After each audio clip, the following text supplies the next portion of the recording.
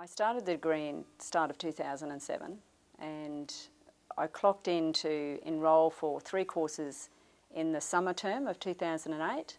I think we'd been into the term for about 2 weeks when my husband started having massive headaches and we found out he was diagnosed with a brain tumour.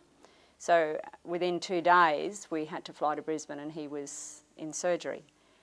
When he came out of surgery we were actually informed that the tumour was a very rare and very aggressive tumour and he probably only had about 12 months to live. So consequently I cancelled my enrolment for that term. We came back in the January to have follow-up radium and chemotherapy. In the meantime though he'd also had a massive stroke and he'd also had a very large blood clot go through into his lungs, which actually nearly killed him as well. So I had the decision to make whether I would continue with university, and I didn't want to. I just felt that if I only had about 12 months left, I wanted to spend that time with him rather than to be sitting, because I worked full-time as well, rather than to be sitting studying and doing assignments, which does take a lot of time when you're not doing it full-time. I wanted to spend the time with him, but my husband, being as determined as he is, said, no, I want you to finish the degree because if I am going to be going, you need to have some security. Just for security point of view, more than anything.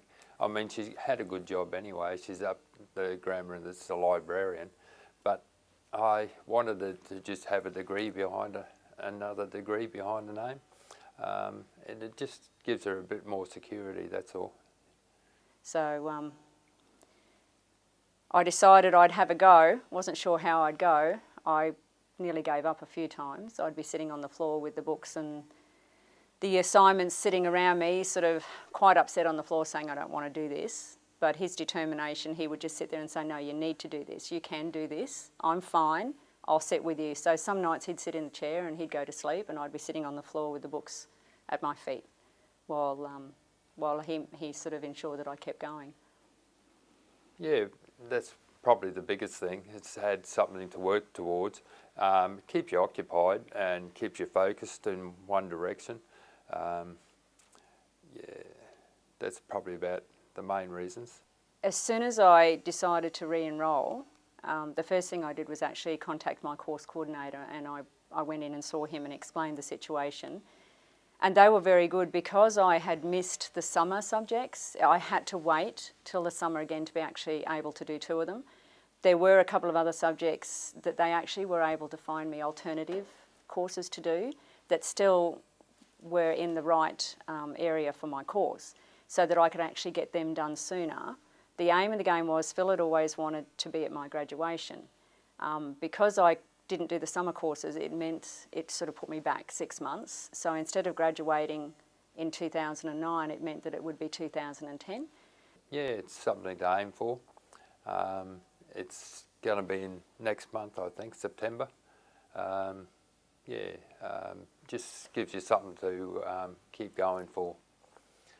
So they restructured as best they could and I found other subjects that I could actually do that kept me within that boundary. So I actually finished technically my last 2 courses in the summer subject, but because I was doing a Bachelor of Learning Management, I had to do my final pracs, which I completed at the start of this year. So Bill Blaney and like Ricky Fisher and Emma Killian, who were part of my course, helped me immensely with restructuring and making sure that I got through the courses as quickly and as best that I could.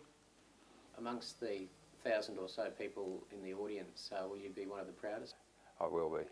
Okay. Yeah, she's done wonders. Yeah. Yeah.